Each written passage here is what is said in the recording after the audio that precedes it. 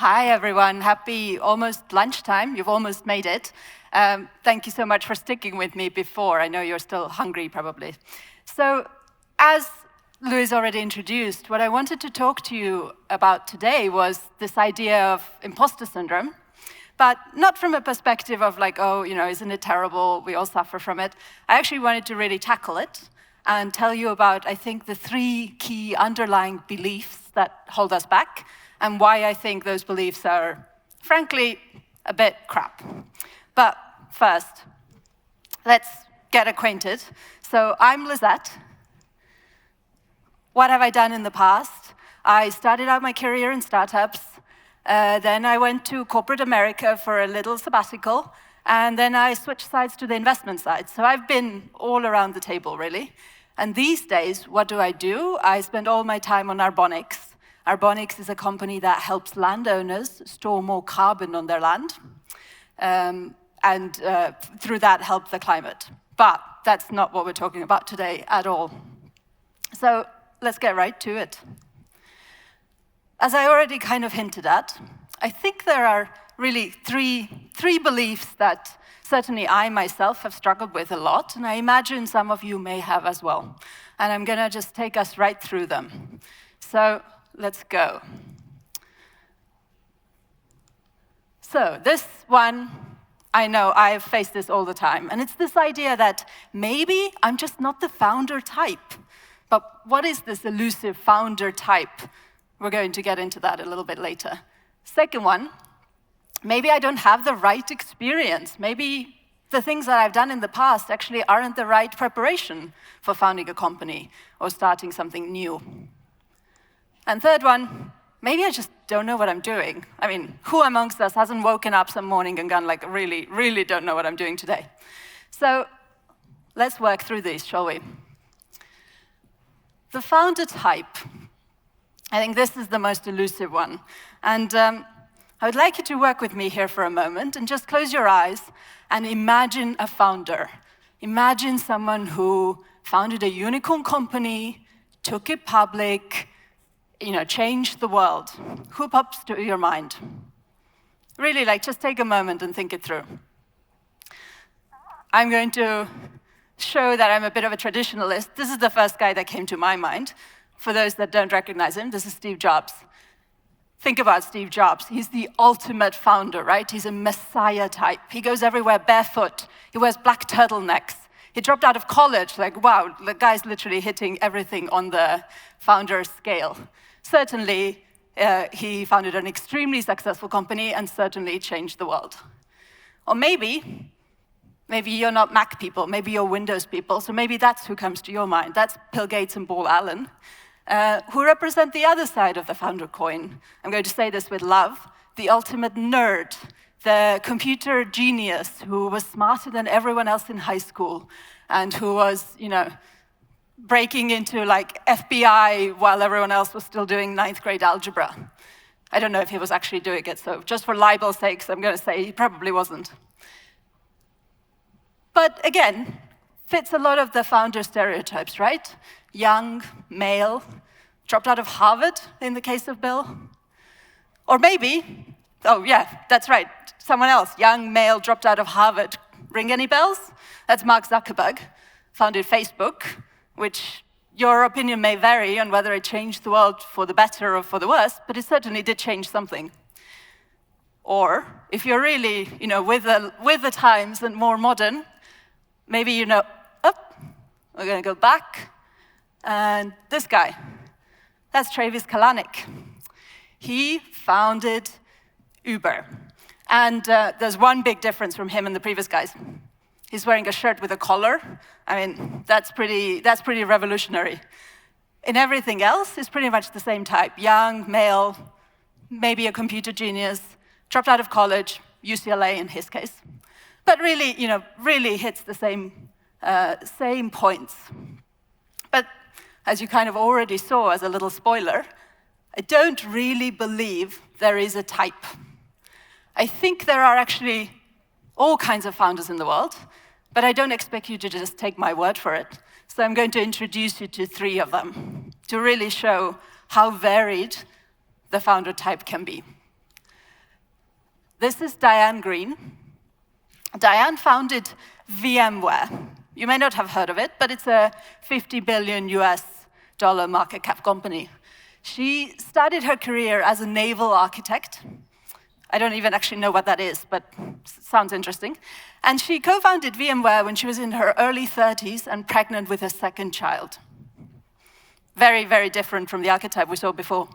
And right next to her, please meet Patrick Brown. Patrick was a lifelong academic. He was actually a professor of biochemistry at Stanford. He had never worked in the private sector, never founded a company, until he founded Impossible Foods at age 57. Impossible Foods, for those that don't know, makes plant-based proteins. And then finally, we have Tope Awotona. He's the founder of Calendly, a scheduling app. Tope is a Nigerian immigrant in the US who had 3 failed companies before he founded Calendly. And he was working as a salesman, so not the traditional computer genius either. But then he went on to found Calendly with an initial seed investment of $500,000 and proceeded to raise no additional capital until the company hit $3 billion in valuation, which is pretty cool for any of you that have had to engage in the endless circle of fundraising. So the reason I wanted to show you all these 3 guys is really just to prove this point that there is no one type. And for whatever reason, our media tends to cover the same Messiah-type founder, probably because they make for better stories. You know, there's more drama, there's running around barefoot. But all of these guys are out there founding incredible companies and not fitting the stereotype. And so if you ever feel like maybe I'm not the right type, just think back to them. And there comes my first rule of combating the idea of imposter syndrome. It's remembering that persistence beats pedigree every single time. And really, the idea that what you need as a founder more than anything is just the ability to keep going. Not so much to be, you know, the perfect Stanford or Harvard dropout, barefoot in a hoodie, computer genius. All of that can help, but persistence really wins. And just to drive this point home, I'm in no way claiming to be anywhere on the level of the people I introduced you to before, but just to run through this list. So I'm not an engineer. I actually studied philosophy. I'm pretty sure if any of you are advising any high school students, you probably tell them, don't study philosophy, you'll never do anything. Didn't drop out of college. Actually went back for a master's degree. Very, very unfashionable in the startup industry. And probably obvious, but I'm not a man. And to really drive home this point, I mean, this is me at age 5. I think Bill Gates' relevant picture like this is probably him with like a really early computer. This is me. Does not really look like someone who could be a founder in the future, right? Wrong. So we've covered the first idea. Let's go back to the second one. So this is the idea that maybe you don't have the right experience. And I was thinking about where does this limiting belief come from? And I think it may come from this idea we have that a proper founder's path looks like this road. It's straight, it's clear, you can see really far into the future. You go from your, being the head of your high school computer class to Harvard, to working at Google, to founding your company, to an IPO in the New York Stock Exchange, and it's like super smooth. And I just don't really think that's true. I think this is what a founder's path generally looks like. It's a winding path, you can't see around the corners, it's foggy, it may have potholes, it's not paved. I mean, you'd have to be an idiot to go down this path, right? And I don't want you to just, again, take my word for it, so I wanted to actually show you some stats on this. This first one comes from a guy called Ali Tamaseb. He's a venture capitalist. He wrote a book called Super Founders, for which he did research with exclusively unicorn founders. And he discovered that actually 60% of them did not have any industry experience in the sector in which they eventually went on to build their unicorn company. So next time you're thinking, okay, I don't have the right experience, I can't really do this, remember this stat. And the second one, this comes from some research done by the Stanford Graduate School of Business. It's that 61% of unicorn founders do not have experience previously founding a company. And I also think this is really helpful to keep in mind. Selfishly, I'm a first-time founder, but I think when I was back on my investment days, I heard so much about how serial founders are who everyone's supposed to be investing in. And it's true. Serial founders have they've been through this crazy, winding, foggy path before, so they have a bit of an advantage. But I wanted to highlight this number just to make the case that it's okay to be the first-time founder as well. Their serial founders have to come from somewhere. And so this leads me to my second rule around combating imposter syndrome, which is that there is no experience that can fully prepare you for this road. So it doesn't really matter that your experience isn't right. And why is there no experience that can prepare you? There will always be something that happens. Even to the most experienced founder who's on his or her third company, some kind of new, random, unexpected crap will happen one morning. And because of that reason, don't let experience hold you back. And again, I wanted to highlight that with my own personal path. So I started out kind of on the right path. I started working for a venture-founded startup while I was still in university.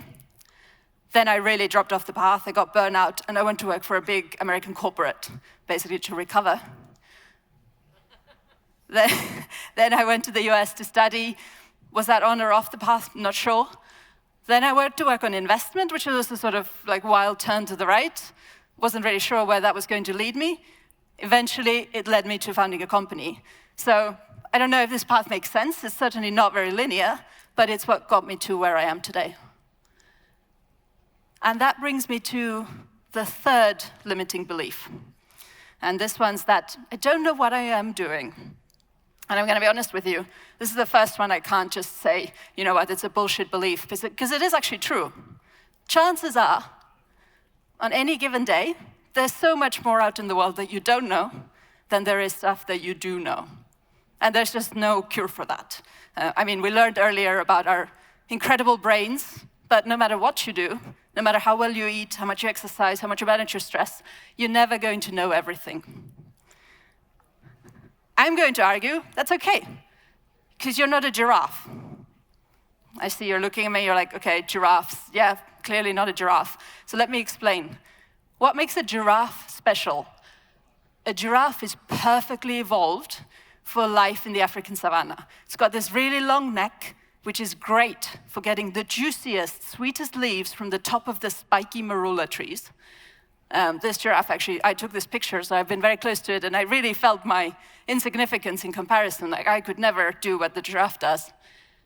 But then I realized it's okay, because although we are not giraffes, as humans, we're not perfectly evolved to really anything, we are social apes who learn to use tools. And if anything, I would argue that's cooler than being perfectly evolved to one thing, because that gives us two superpowers. First one, being social, we can learn from others. We can find people who are smarter than us, who have solved the problem we're facing before, and learn from them. And the second one, tools, like this hand axe in the picture. The ability to learn tools means that we can solve tasks that even a specialized animal couldn't. So yes, the giraffe can get to the sweet leaves at the top of the tree, but we can build a ladder, or we can climb the tree, or we can, parachute on top of the tree and get the leaves. We have a lot of options. And I really want you to remember this next time you feel like, okay, this is not in my skill set, I didn't perfectly evolve to be a social media marketer or something. It's okay. Which brings me to my third rule about combating imposter syndrome. And it's remembering this. Being open to learn beats thinking that you already know everything. And if you kind of doubt this, think about who would you hire? Would you hire the person who in the interview tells you, yes, I already know everything. There is nothing else for me to learn. I know everything. I am perfect. Or would you hire the person who tells you, you know what, I know I have these weaknesses, but here's what I'm doing to address them. Here's what I want to learn. I want you to apply the thinking that you would apply to someone else, seeing their potential. I want you to apply that to yourself and see your own potential. And remember that even if you don't know something today, you can learn, or using your skill of being a social ape, you can surround yourself with smarter people who do already know. So we're just going to recap those 3 rules. First one, the idea that there is a wrong type of founder. I just disagree and remind you that persistence beats pedigree. The second one, the idea that you might have the wrong experience. No, there is no experience to prepare you. And the third one, just remember that being open to learn beats already thinking you know everything. And with that, that's all I have for you. If you have counter-arguments, you want to tell me why I'm wrong and why we should all be giraffes, please reach out and say hi. And otherwise, I hope you have a great rest of your day. Although Louis might have some questions. Lisett, round of applause for Lisett. Thank you very much, man. So yeah, do feel free to hit me up on the questions here. I like what you said, there's no one type of person. And I think that ties into my rant earlier on about leadership, that leader isn't just some crazy guy who jumps up and down and yells at people and runs around and does crazy things like Elon Musk. Leaders don't need to be like that. You can be introverted. You can use those to your advantages. What are some of your experiences with seeing leaders who are not the archetype of the wild, crazy male? Oh, absolutely. I mean, one of my favorite mentors was someone I worked with in London for a long time who was a very passionate French lady. And she was absolutely incredible because while you would get these alpha males come into the room, pound the table, this was in my corporate days, we were doing big deals, she would just be absolutely, she would not engage with that. And somehow at the end of the meeting, it always went her way. And I'm still not entirely sure how she did it, but it's a trick I love to learn. So I think being different can be a real strength in this. Right, it can be different. And that, okay, so she was still a powerful person, you were still a person who had influence, but knew when to step back, knew when to let all these chimpanzees beat it out, beat their chests out and let it out, and then finally step in and... Exactly, yeah. Knew how to let the emotions boil over and then step in with a really rational solution. Can you talk then a little bit about being afraid of this? So, okay, I mean, imposter is one thing, but it's a slight nuance on that to say, well, I'm worried about this, I'm afraid of something. What about your personal experiences just about feeling afraid, not necessarily imposter? I think that's good. I think, I don't remember what book it was, but it was someone who basically wrote that fear is a superpower. And I really, really agree with that. Because think about it, if we were never afraid of anything, we would, A, probably not have survived this long. We would have killed ourselves doing something stupid. But then secondly, I think fear can be a really good signal. So it can help you differentiate what's important, what's not important. It can help you differentiate where you need to take a little bit of time, be a little bit more careful. And then sometimes you just have to also, you know, like imagine like you're on the plane about to jump out of it with a parachute on your back, and you're probably feeling this massive fear. But also imagine the sense of elation once you jump and you know that you overcame that fear. I think that's really powerful. Okay, so the mental visualization of overcoming a fear can be extremely powerful in addressing that fear. Yeah, I think so. Because there was also a question here, it ties into this. How do you know when is a good time to start your first company, which ties into this, when do you know when to leap? I also think about, I bring it back to a little bit of Stoic philosophy in here, which is, what's the opposite? I love thinking about this. When something's up, I think, what's the opposite? What if I don't do that? Oh, I don't jump. What else is gonna happen to me? When will I jump? When else? Or if I do jump, what's the worst that can happen?